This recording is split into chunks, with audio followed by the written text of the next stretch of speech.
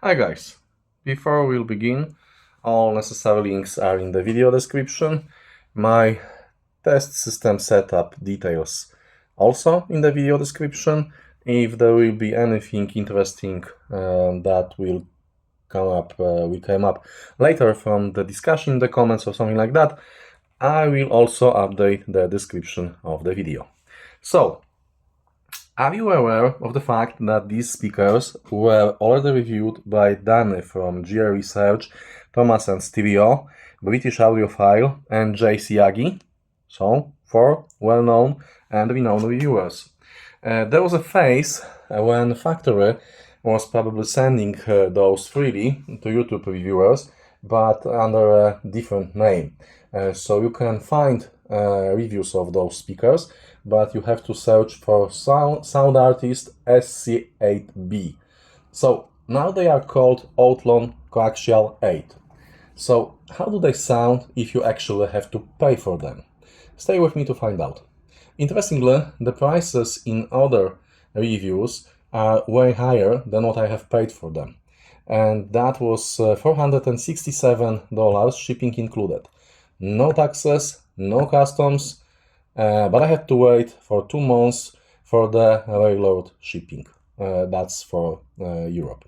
I've used some coupons over AliExpress sale price to lower it from a regular price of $670. Now, when I've checked the price today, when I was looking for some specification info on those, I can see that right now they are listed for $770, but that includes VAT tax for European Union, and when you order them, the VAT will be deduced from the final price.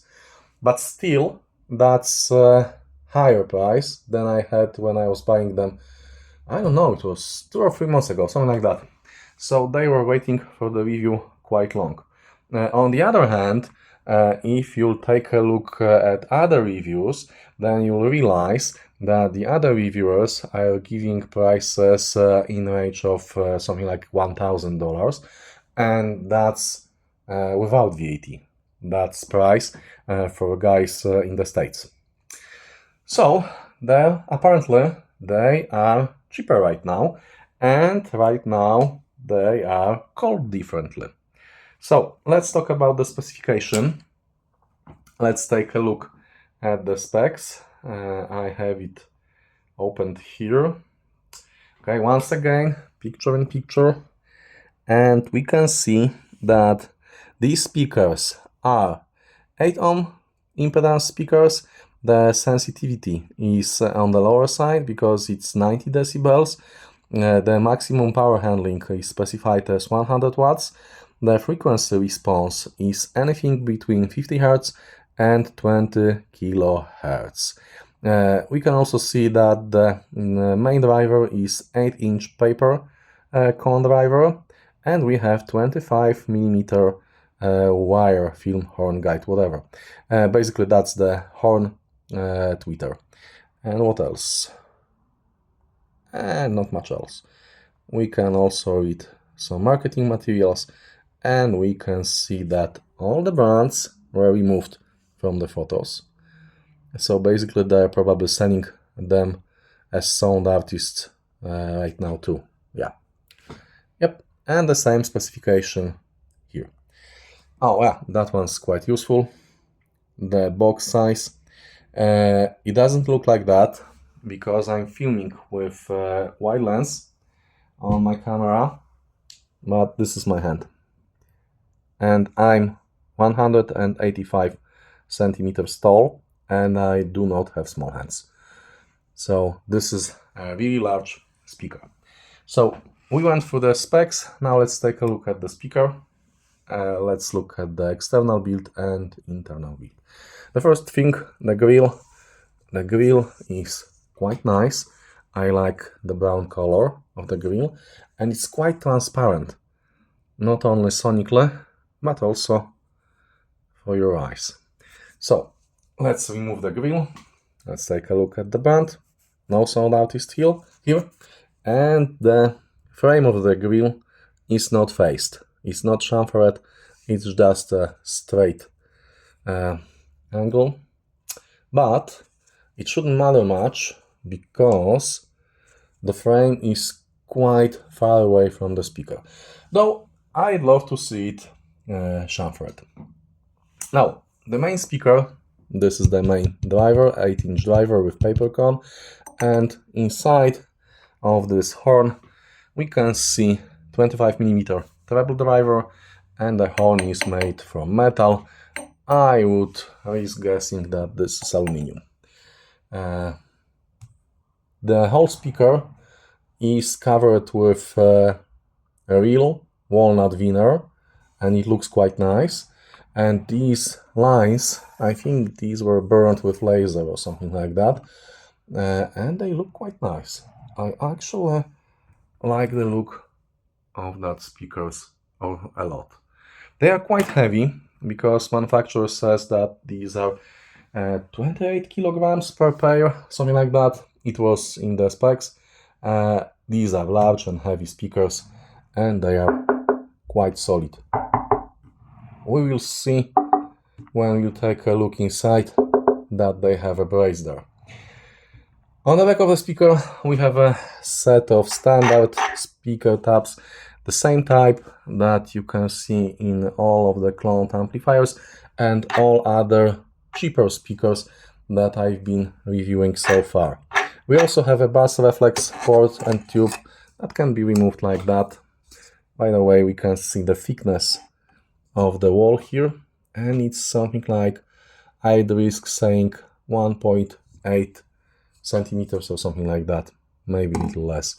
I have to admit that I haven't measured that. I haven't thought about that.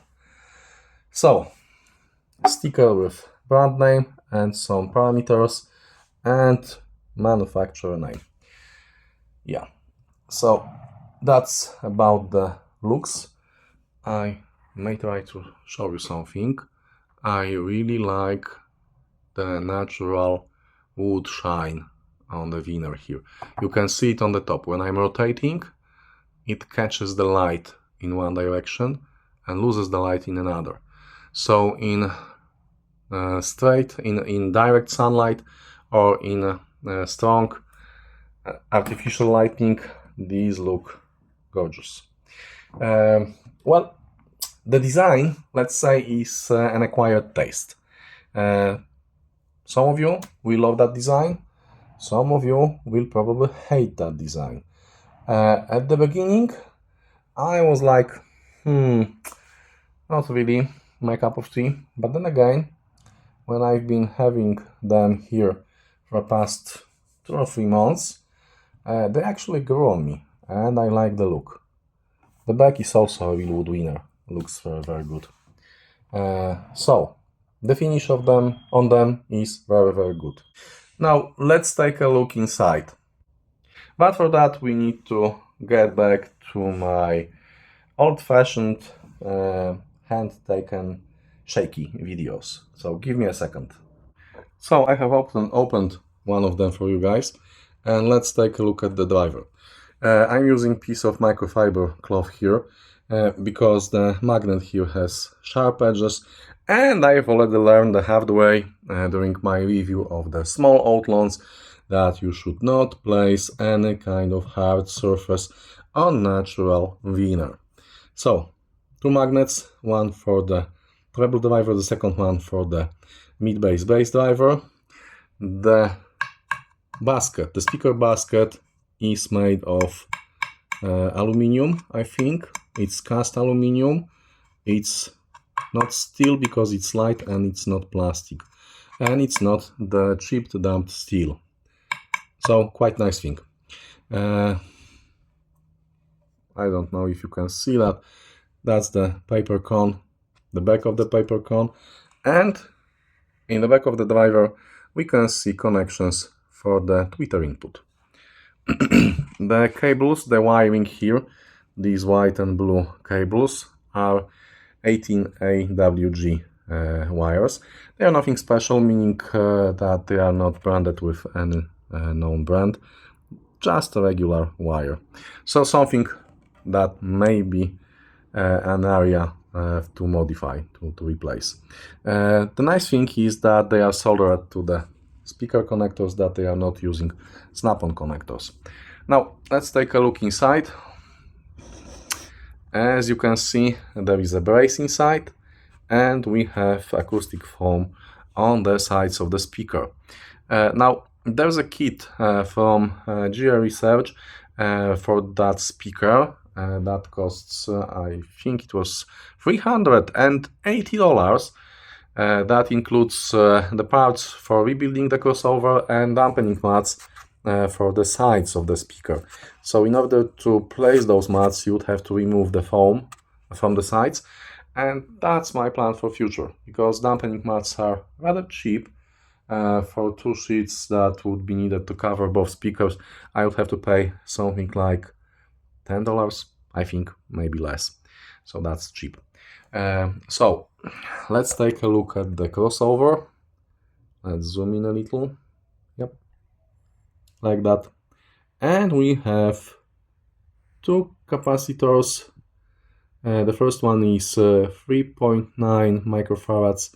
The second one is 10 microfarads. What's interesting is the board says this is Evox MMK, and this actually is Evox MMK. I've checked the writing on that side. It's very hard to get that with camera, so I won't show you that. But yes, that's Evox MMK.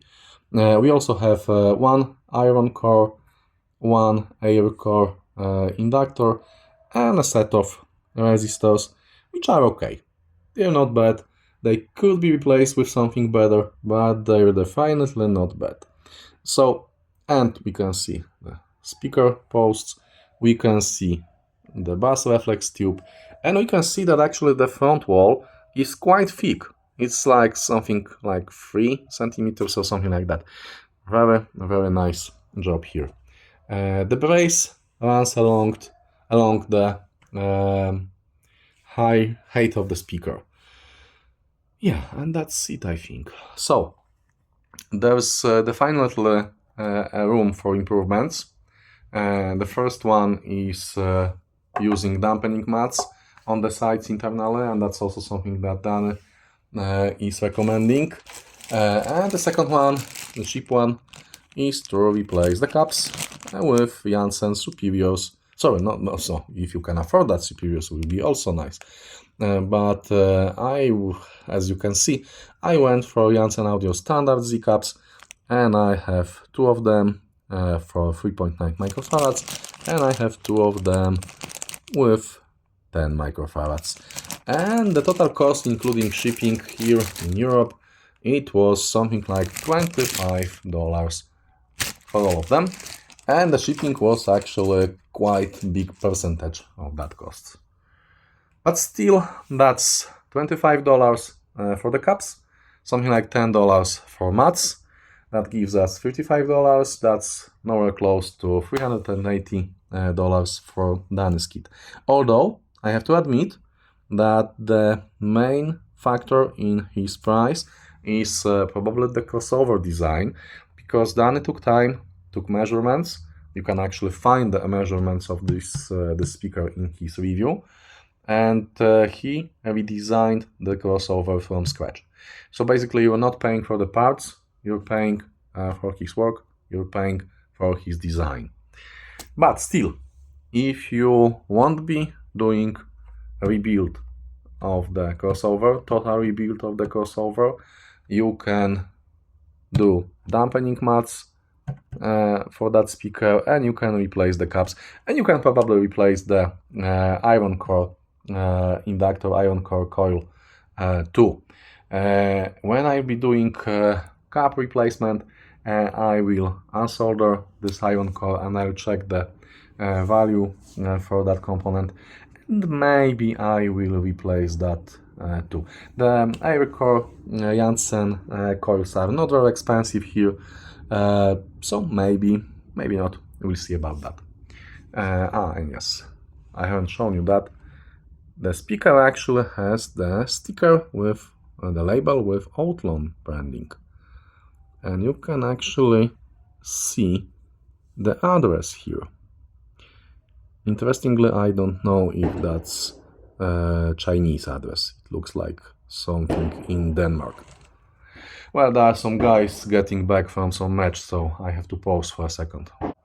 Nope, that's someone having birthday party in the park outside, so we will have some background theme music, freely, no additional costs.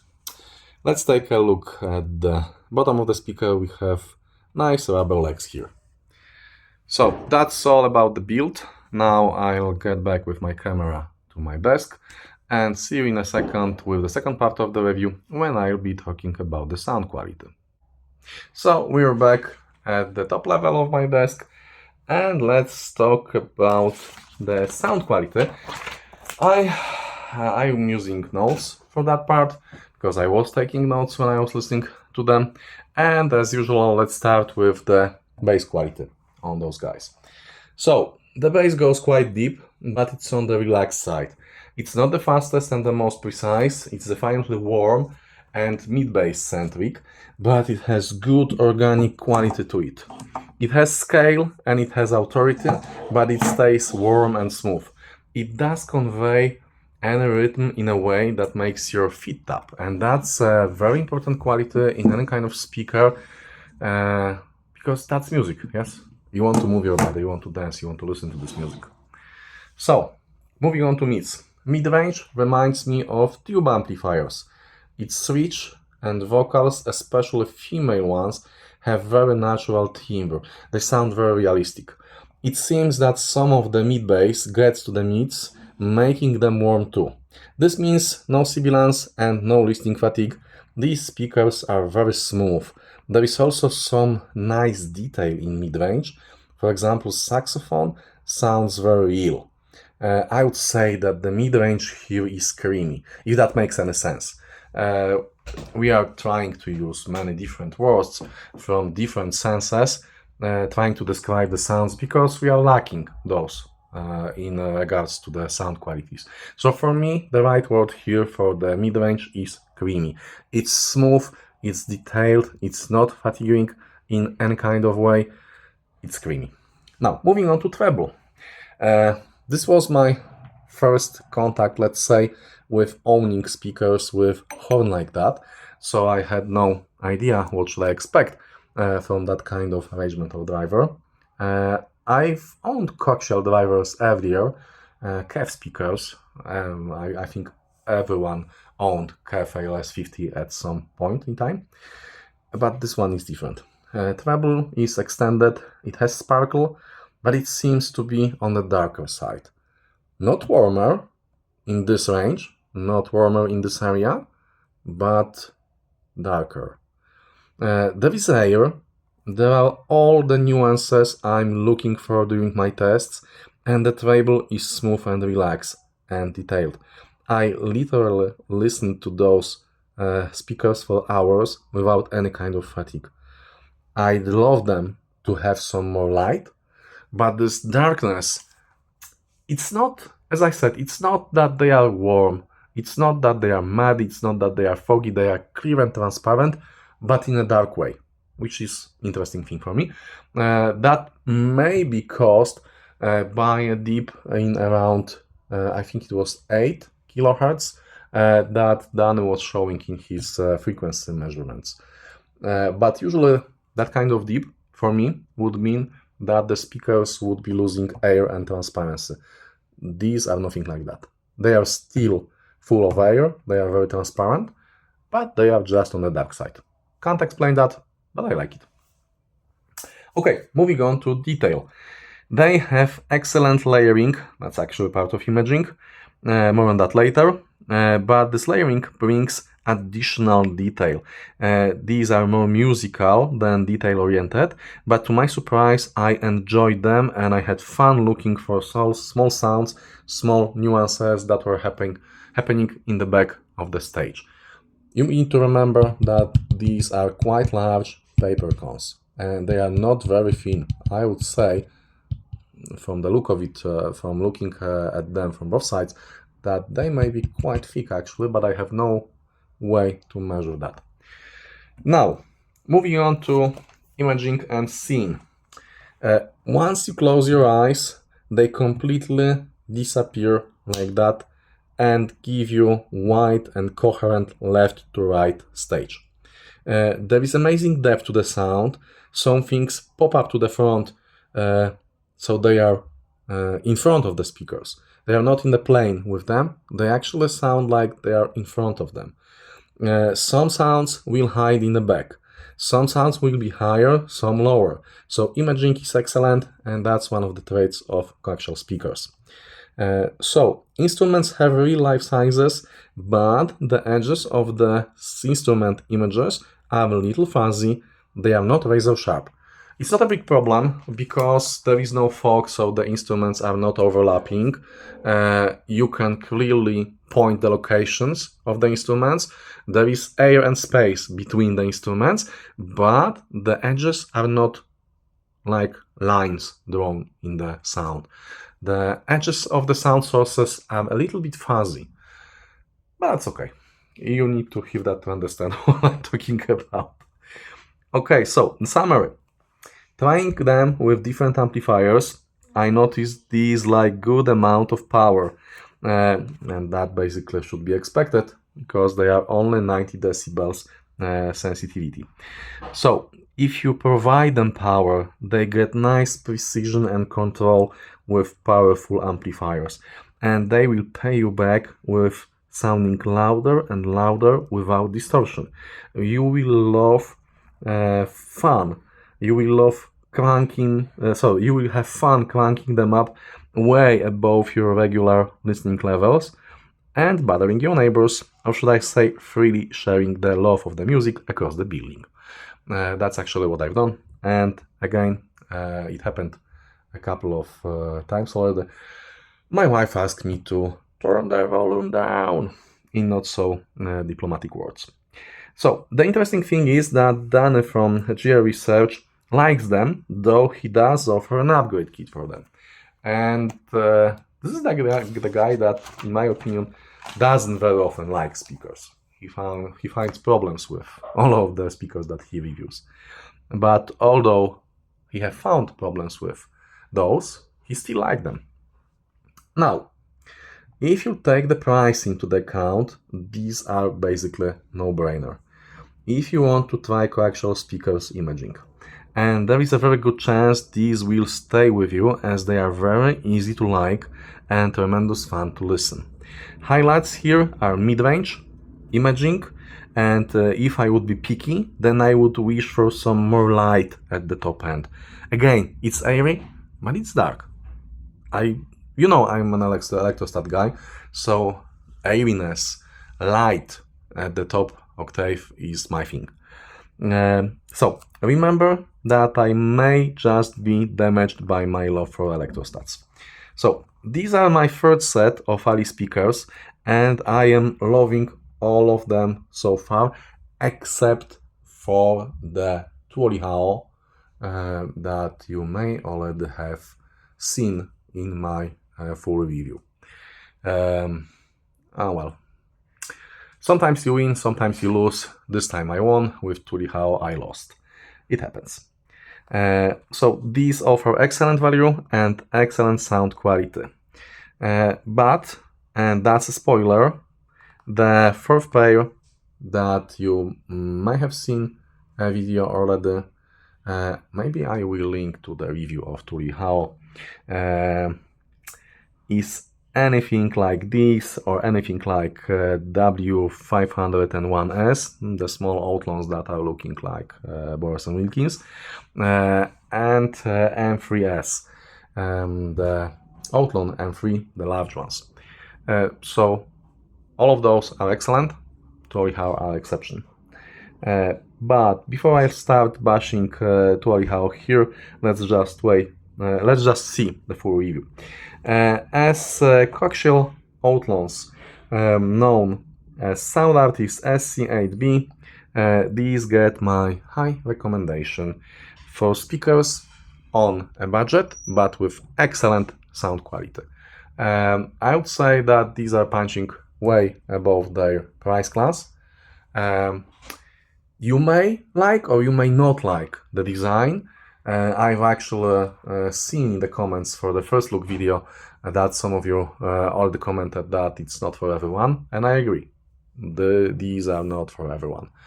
The design here looks kind of like a vintage speaker for me, but it works. It works with right furniture, with right surroundings.